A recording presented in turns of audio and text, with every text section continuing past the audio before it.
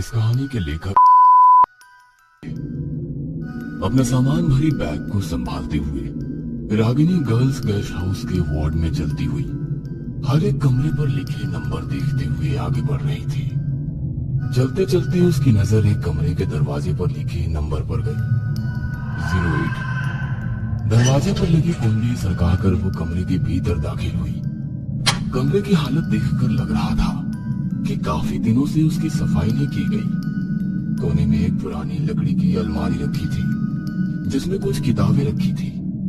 उसके बगल में एक सिंगल बेड और पास ही में एक टेबल था जिस पर एक टेबल लैंप रखा था। अपना सामान एक जगह पर रखकर वो कमरों की देखभाल करने वाली कर्मचारी को तलाशने लगी। तभी उसकी नजर नोटिस बोर्ड पर लिखी सूचनाओं पर गई। आप सीसीटीवी की देखरेख में हैं। कमरे की सफाई खुद करनी होगी।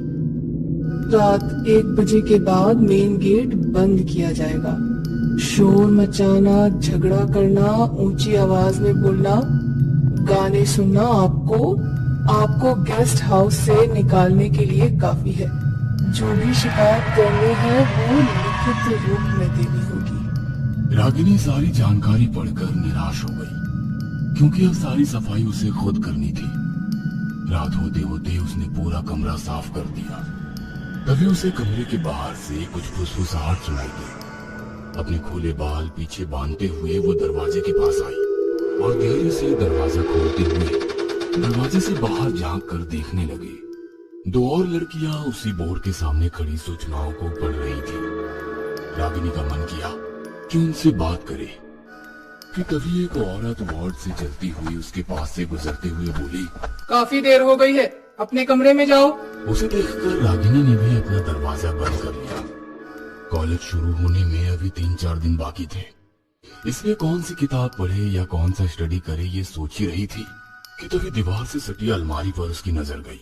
कुछ किताबें उसमें रखी हुई थी।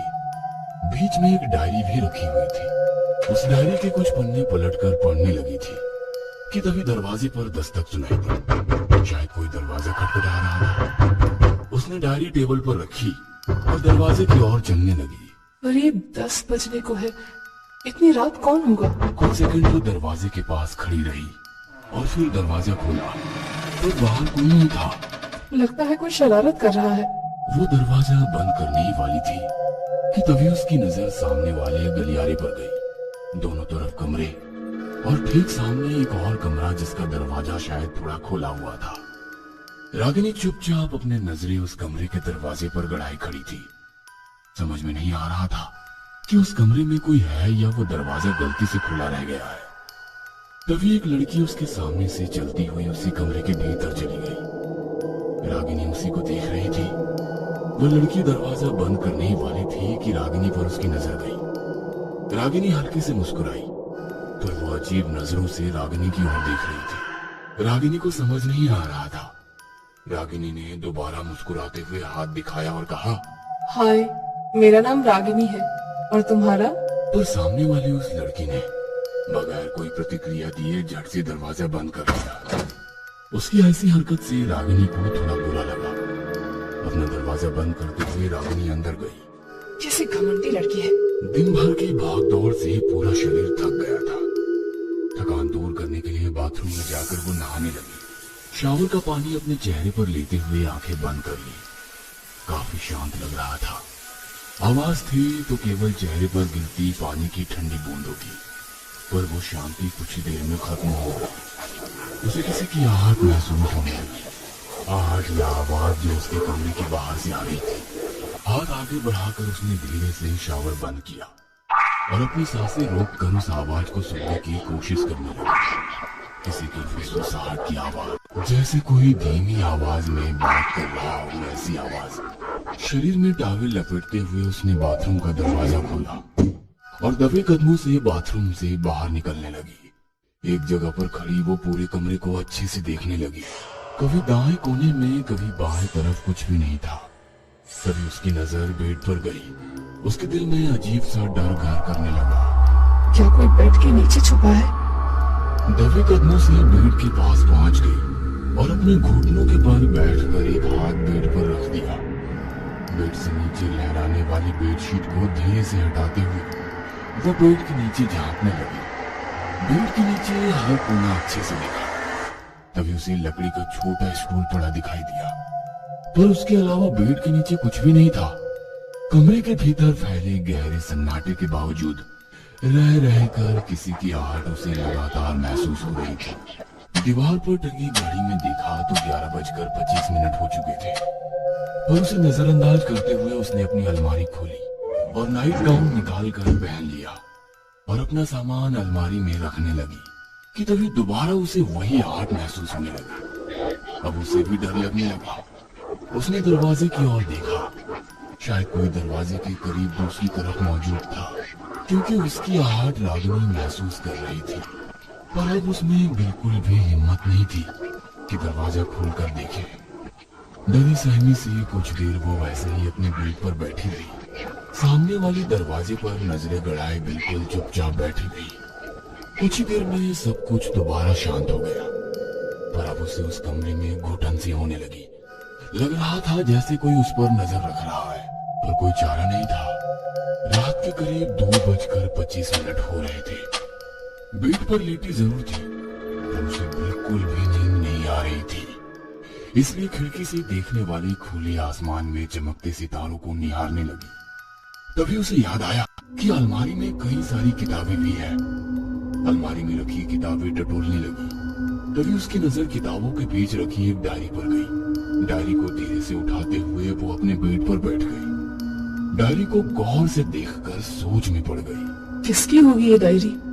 शायद इससे पहले जो लड़की इस कमरे में रह रही थी, वो जाने से पहले यहाँ भूल गई होगी। वो एक एक पन्ना पलटने लगी। डायरी में लिखे शब्दों से लग रहा था कि वो पढ़ाई पर बिल्कुल ध्यान नहीं दे पा रही थी।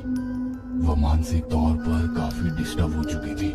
घर वालों की अपेक्षाओं का बोझ उसके दिलो दिमाग को दबाया जा रहा था। पढ़ते पढ़ते उसे थोड़ी गर्मी लगने लगी, इसलिए बेड के पास वाली खिड़की खोलने की कोशिश करने लगी, पर खिड़की जाम हो गई थी। एक दो बार जोर से हाथ मारा, कोई फायदा नहीं हुआ। तभी उसकी नजर छत पर लगे सीलिंग फैन पर गई। हाथ बढ़ाकर उसने सीलिंग फैन का बटन शुरू किया, पर काफी दिनों से बंद होने की वजह से घूमते वक्त थोड़ा आवाज करने लगा। लग रहा था कि किसी भारी चीज के लटके होने से फैन भी धीरे धीरे घूम रहा है। वह बेड पर आराम से लेट गई, पर नींद की वजह से भारी होती आंखें डायरी में लिखे अक्षरों के ऊपर तैरने लगी। उसकी पलक झपकी ही थी कि तभी उसे दोबारा वही आहट महसूस होने लगी, जैसे कोई दरवाजे के बाहर वाले गलियारे में दबे कदमों से चल रहा हो और उसके कमरे के बाहर आकर रुक गया। अब रागिनी का दिल जोर जोर से धड़कने लगा। आंखों पर गहराती नींद एकदम से गायब हो गई। सीलिंग फैन की आवाज में भी वो अजीब सी आहट उसे लगातार महसूस हो रही थी। बिना ज्यादा हिले उसने हाथ आगे करके फैन का बटन बंद कर दिया, ताकि पता चल सके कि दरवाजे के उस पार सच में किसी की मौजूदगी है या ये बस उसका वहम है। पर कुछ ही देर में वो आहट भी बंद हो गई। बेड पर लेटे हुए उसने फैसला किया कि सुबह होते ही सारी बातें गेस्ट हाउस की मालकिन को बताएगी, पर कुछ सोचते हुए वो अपने आप से बुदबुदाने लगी। गेस्ट हाउस के नियम अनुसार मुझे अपनी शिकायतों को लिखित रूप में देना होगा। लिखित रूप में मतलब शिकायत के नीचे मेरे हस्ताक्षर भी करने होंगे। अगर मैं यहाँ भूत प्रेत की मौजूदगी की शिकायत लिखित रूप में करती हूँ और गलती से वो लेटर किसी और लड़की के हाथ लग गया, तो पूरे गेस्ट हाउस में, साथ ही कॉलेज में भी मेरा मजाक उड़ाया जाएगा। सोच सोच कर दिमाग दर्द करने लगा। उसने आंखें बंद की और सोने की कोशिश करने लगी। कमरे के भीतर हल्की धुंधली रोशनी फैली हुई थी। एक लड़की बेड पर रखे छोटे स्टूल पर खड़ी फूट फूट कर रो रही थी। अपने ओढ़ने को सीलिंग फैन को कसकर बांधा और दूसरे सिरे को अपने गले में बांधते हुए बोलने लगी। मेरा दिमाग फट रहा है। पढ़ाई का बोझ और घर वालों की अपेक्षाएं मैं पूरी नहीं कर सकती। पापा, मुझे माफ कर दो, मुझे माफ कर दो। और अपने पैरों के नीचे वाले स्टूल को उसने जड़ से हिला दिया।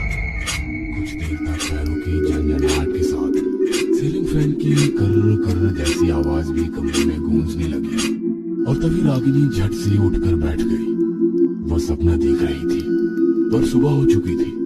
पास वाली खिड़की से बाहर देखा तो आसमान हल्के केसरी रंग से भरने लगा। अपने बालों को ऊपर बांधते हुए वो कमरे से बाहर निकली और गेस्ट हाउस की मालकिन के कमरे की ओर चलने लगी। रात वाली घटनाओं से काफी परेशान होने के कारण वो मालकिन से शिकायत करने का मन बना चुकी थी। पहले बात करके देखती हूँ, लिखित में मांगेंगी तो बाद में देखेंगे। मालकिन के कमरे का दरवाजा खुला ही था। वो चुपचाप अंदर चली गई। खुशकिस्मती से अंदर पहले ही कुछ लड़कियां मौजूद थी। वो भी उनके पीछे जाकर खड़ी हो गई। एक अधेड़ उम्र की महिला सोफे के ऊपर बैठी चाय पी रही थी। तभी एक लड़की ने कहा, आंटी जी, कल रात हमें काफी देर तक एक अजीब सी आहट महसूस हो रही थी, अजीब सी आवाजें आ रही थी। रागिनी भी पीछे खड़ी सब कुछ चुपचाप सुन रही थी। तभी मालकिन ने चाय का खाली कप सामने वाली टेबल पर रख दिया और बोली, चलो मुझे दिखाओ कहाँ आपको ये महसूस हो रहा था। गेस्ट हाउस की मालकिन उठकर बाहर आ गई। सभी लड़कियों को लेकर कमरों के गलियारे में आ गई। तभी सामने वाले कमरे के आधे खुले दरवाजे से एक लड़की झांक कर देखने लगी। जैसे उसे सब कुछ पता था, इसलिए वो सब कुछ चुपचाप देखे जा रही थी। गेस्ट हाउस की मालकिन ने उसकी तरफ देखकर अनदेखा किया। वार्ड में चलते चलते वो एकदम से रुक गई। सभी लड़कियों की ओर देखते हुए कहा, जो आपने महसूस किया वो सच है। पढ़ाई के टेंशन से एक लड़की ने सीलिंग फैन से लटक कर आत्महत्या कर ली थी। तब से यहाँ ये सब महसूस हो रहा है, पर उसने आज तक किसी को नुकसान नहीं पहुँचाया। कॉलेज शुरू होते ही यहाँ आने वाली नई लड़कियों को ये अजीब लगता है, पर हमारे लिए ये सब आम है। बस उसे पसंद नहीं कि कोई उसके कमरे के बाहर टहलता रहे। जिस कमरे में उसने खुदकुशी की थी, उस कमरे को बड़ा सा ताला लगाकर बंद कर दिया गया है, इसीलिए घबराने की कोई जरूरत नहीं। इतना कहकर वो वहाँ से जाने लगी। तभी एक लड़की ने पूछा, उस लड़की का नाम क्या था? चलते चलते वो एकदम से रुक गई। पीछे मुड़कर देखते हुए उसने मुस्कुराते हुए कहा, नाम था नहीं, नाम है। मतलब आज भी वो हमारे साथ रहती है। मैडम चली गई और सामने वाले कमरे से झांकने वाली लड़की ने बाहर आकर उन लड़कियों से पूछा, मुझे पता है तुम लोग मैडम से क्या शिकायत करने गई थी, पर ये मेरे लिए आम हो गया है। 2 साल से मैं यहाँ हूँ। इस कमरे से कभी बाथरूम के शावर की आवाज आती है, कभी खिड़की का दरवाजा खटखटाने की आवाज आती है और कभी सीलिंग फैन शुरू होने की आवाज आती है। वो आज भी इस कमरे में रहती है, पर कभी किसी को नुकसान नहीं पहुँचाती। बस उसे सिर्फ एक चीज पसंद नहीं। वो क्या? एक लड़की ने पूछा। उसने धीरे से उस लड़की के कान में बताया और चली गई। बाकी लड़कियां भी उसे पूछते हुए उसके कमरे में चली गई। उन सब की तरफ देखते हुए रागिनी ने कहा, बस कोई मेरे कमरे के दरवाजे के बाहर खड़ा होकर ताका झांकी करे, ये पसंद नहीं। इतना कहकर रागिनी उस ताला लगाकर बंद किए गए 8 नंबर कमरे वाले दरवाजे से बाहर चली गई।